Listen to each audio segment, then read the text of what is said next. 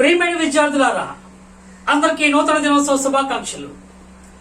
మీకు బోర్ కొట్టించైనా బోధించే మీ బయాలజీ బయోరాజ్ ప్రతిరోజులాగే ఈ రోజు మంచి రోజే, కొత్త రోజే ఉపయోగించుకుందాం. చట్టాలు నియమాలు ఉన్నంత మాత్రాన సరిపోదు, వాటిని అమలు చేయుట, అనుసరించుట ముఖ్యం.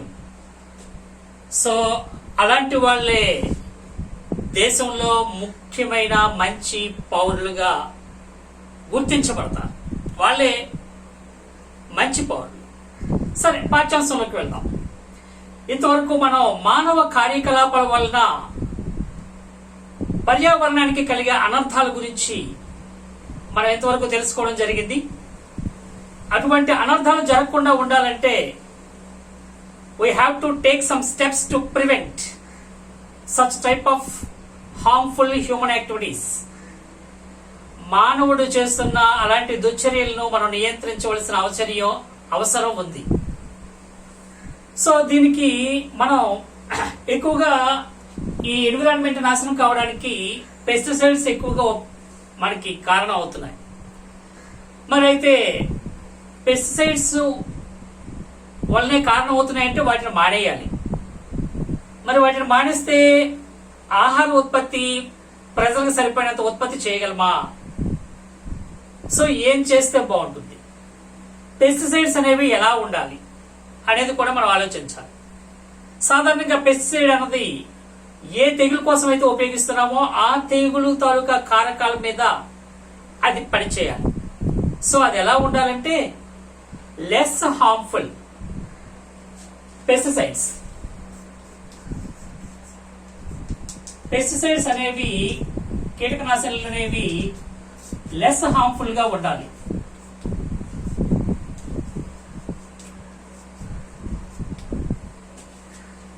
సో వీటి తాలూకా హానికరం కానివై ఉండాలి. అలాగే పరిసరాలకి రక్షణ కలిగించేవిగా ఉండాలి. పరిసరాలు నాశనం చేయకుండా ఉండాలి. So they protect the surroundings. So ఆ విధంగా వాటికి రక్షణగా ఉండాలి, పరిసరాలు రక్షించే విధంగా ఉండాలి. అంతేకాకుండా సౌండ్ బయలాజికల్ ప్రిన్సిపల్స్ కి అనుగుణంగా ఉండాలి. ఏవైతే మనం జైవిక నియంత్రణ కలిగి ఉండాలి. సో లెస్ హార్మ్ఫుల్ అయి ఉండాలి. అలాగే ప్రొటెక్ట్ సరౌండింగ్స్, పరిసరాలని పాడు చేసేవిగా ఉండకూడదు. Surroundings and biological control principles. Biological principles, జైవిక నియమాలను అనుసరించి ఉండాలి.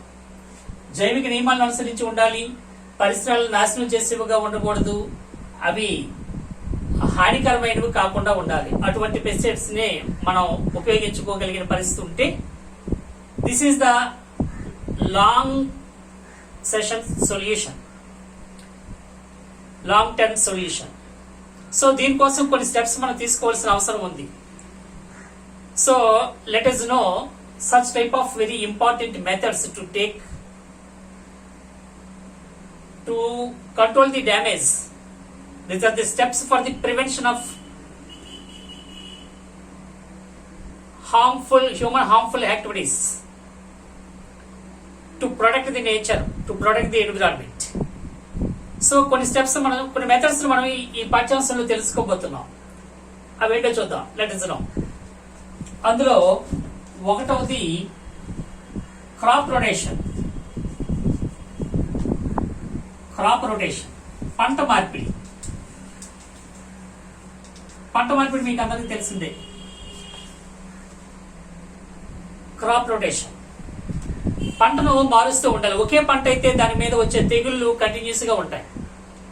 అలాగే మనకు ఇంతకు ముందు చెప్పుకున్న మిక్స్డ్ క్రాప్ కూడా దీనికి సహాయపడుతుంది. ఒక పంట మీద వచ్చే తెగుల్ని ఇంకొక పంట మీద ఉండే తెగులు తాలూకా కారకాలు తినివేయడం అన్నది ఒకటి.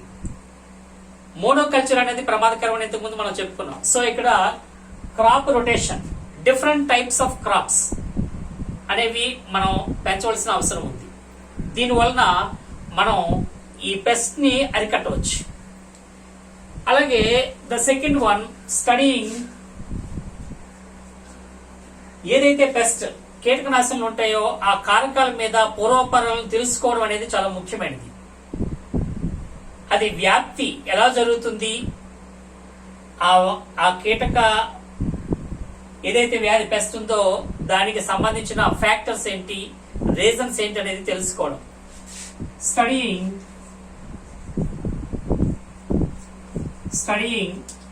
The histories of the pest.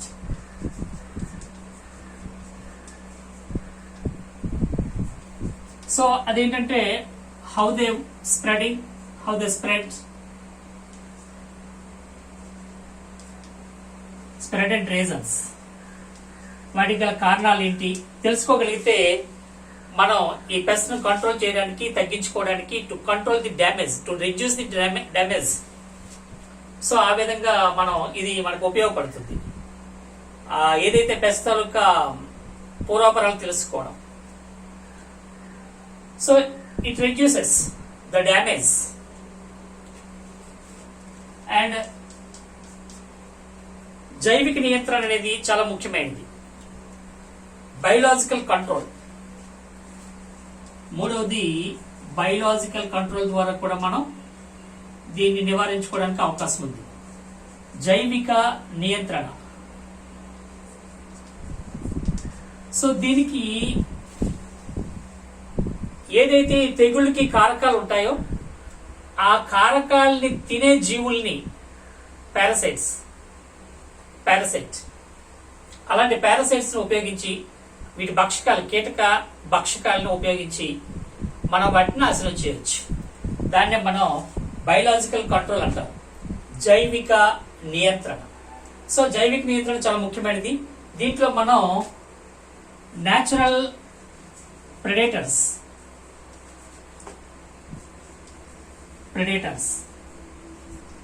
భక్షకాలు, మాంసం భక్షకాలను ఉపయోగించి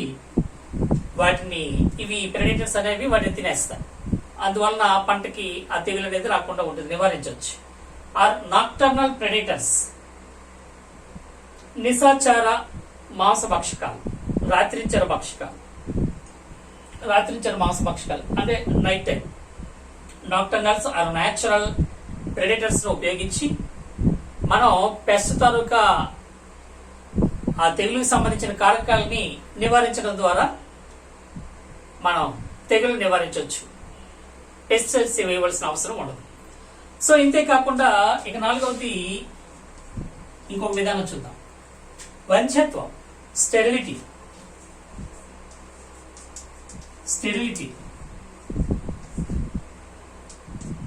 అంటే ఏవైతే తెగులుకి కారకమైన కీటకాలు ఉంటాయో వాటిలో పురుష కీటకాలని వంధ్యత్వం కలుగు చేయడం, వాటిలో స్టెరైల్ చేసి విడిచిపెట్టడం అంటే పునరుత్పత్తి చేసే సామర్థ్యాన్ని కోల్పోయేటట్లు చేయడం. అంటే వాటి సంతానాన్ని ప్రొడ్యూస్ చేయడం. They can't produce there generation. So ఆ విధంగా ఇవి మనం కంట్రోల్ చేసి దాన్ని స్టెరిలిటీ అంటాం. Rendering the pest species sterile. So ఈ విధంగా మనం ఆ మేల్ పెస్ట్ స్పెసిస్ ఏవైతే ఉన్నాయో వాటిని తీసుకొని స్టెరైల్ చేయడం ద్వారా కూడా దీన్ని కంట్రోల్ చేసే అవకాశం ఉంది. దాన్ని మనం స్టెరిలిటీ అని చెప్పి మనం పిలుస్తాం. సో దీని తర్వాత జెనెటికల్లీ మోడిఫైడ్ ప్లాంట్స్ మనం తయారు చేయొచ్చు. జన్యుపరమైన, జన్యు సంబంధ కొత్త వంగడాలని సృష్టించవచ్చు. సో జెనెటికల్ స్ట్రెయిన్స్ ప్రకారం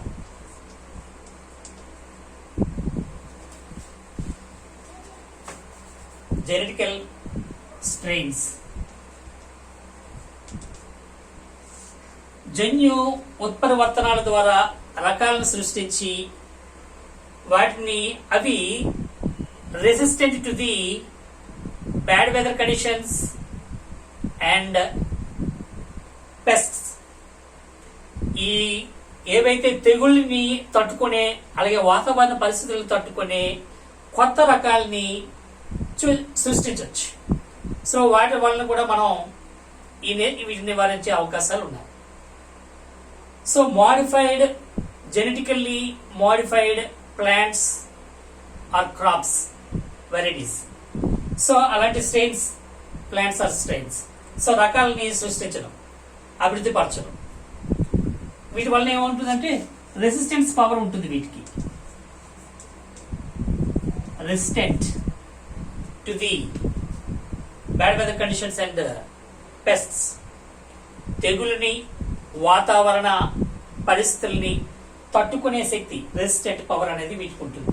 సో ఆ విధంగా జెనెటికల్ స్ట్రెయిన్స్ అనేవి కూడా చాలా ముఖ్యమైనవి. ఇక 4వది మనకు సంబంధించింది ఎన్విరాన్మెంటల్ ఎథిక్స్. ఇది మనం తప్పనిసరిగా కలిగి ఉండాలి. Environmental ethics. సో ఎథిక్స్ అనేవి ఎప్పుడు చాలా ముఖ్యమైనది. But these are regarding to the environment. పర్యావరణానికి సంబంధించిన నైతికత కలిగి ఉండాలి. పర్యావరణ సంబంధిత నైతికత విలువలతో మనం మెసరవలసిన అవసరం ఉంది. Protect environment, protect your selves. పర్యావరణాన్ని రక్షించినట్లయితే అది మనల్ని మనం రక్షించుకున్నట్లు. So protect nature or environment, protect our selves. మనల్ని మనం రక్షించుకోవడానికి మనం నేచర్ని లేదా ఎన్విరాన్మెంట్ని రక్షించవలసిన అవసరం ఉంది. దానికి నైతికత చాలా అవసరం. మొరాలిటీ, హ్యూమన్ యాక్టివిటీస్ చేస్తున్నప్పుడు హ్యూమన్ యాక్టివిటీస్ సంబంధించిన మొరాలిటీ అనేది తప్పనిసరిగా నైతికత అనేది కలిగి ఉండడం అనేది చాలా ముఖ్యమైనది. ఇందాక ఇప్పుడే చెప్పుకున్నాం, చట్టాలు ఉంటాయి, నియమాలు ఉంటాయి. We have to know, it's need to know the acts అనేది తెలియాలి మనకి, acts of environment.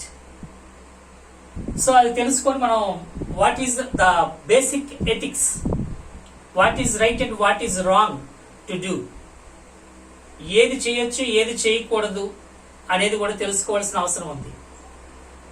It's based on the what is right and what is wrong, that is the ethics. నైతికత అంటే ఇంకేమీ కాదు, మనం ఏది చెయ్యాలి ఏది చేయకూడదు అనేది విచక్షణ కలిగి ఉండడమే నైతికత. సో ఆ మొరాలిటీ ఆఫ్ హ్యూమన్ యాక్టివిటీస్ అనేది ఇంపార్టెంట్. సో ఈ విధంగా మనం పర్యావరణానికి సంబంధించి దాన్ని రక్షించుకోవడం అనేది చాలా ముఖ్యమైనది. చట్టాలు నియమాలు ఏమైతే ఉన్నాయో వాటిని పాటించవలసిన అవసరం ఉంటుంది. సో ఆ విధంగా చేయడం వలన, ఈ విధమైన పద్ధతుల్ని మనం ఉపయోగించుకోవడం వలన to prevent these are the steps to prevent the bad or harmful human activities. So అలాగే వాతావరణాన్ని, పర్యావరణాన్ని మనం రక్షించుకోవడానికి పెస్టిసైడ్స్ వాడకుండా, ప్రమాదకరమైన పెస్టిసైడ్ వాడకుండా ఈ విధంగా చేయడం వలన మన పర్యావరణాన్ని మనం రక్షించుకున్న వాళ్ళం అవుతాం, మనల్ని మనం రక్షించుకున్న వాళ్ళం అవుతాం. విద్యార్థులారా, చాలా విషయాలు నేర్చుకున్నాం ఈ వీడియోతో. అవర్ ఎన్విరాన్మెంట్లో మొత్తం అంశాలు మనం తెలుసుకున్నాం. చాలా సంతోషం. ప్రతిరోజులాగే ఈ రోజు మంచి రోజే, కొత్త రోజే. మిమ్మల్ని విసిగించిన విషయాన్ని అందించాలనుకునే మీ బయాలజీ బయోరాస్. చట్టాలు నియమాలు ఉన్నంత మాత్రాన సరిపోదు, వాటిని అమలు చేయుట, అనుసరించుట చాలా ముఖ్యం. సో మనం చట్టాలను గౌరవిద్దాం, నియమాలు పాటిద్దాం. దాని ద్వారా మన సమాజాన్ని, మన పర్యావరణాన్ని కాపాడుకుందాం. మనం ఆరోగ్యంగా, ఆనందంగా ఉందాం. బై. God bless you.